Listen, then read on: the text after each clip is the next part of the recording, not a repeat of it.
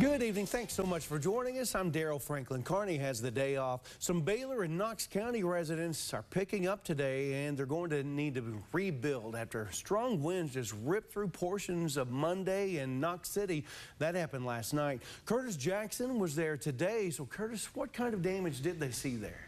Well, the damage wasn't as widespread as we initially thought, but of course some residents sustained a lot more damage than others.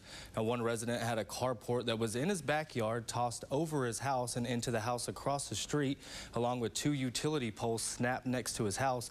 Another resident had his tin roof ripped from his house and thrown into the backyard behind him, as well as Mary Manuel, who's been living in Knox City since 1977. She had a 30-year-old shed in her backyard knocked over. She says in the nearly 5 decades she's lived here, she hasn't experienced anything as rough as last night.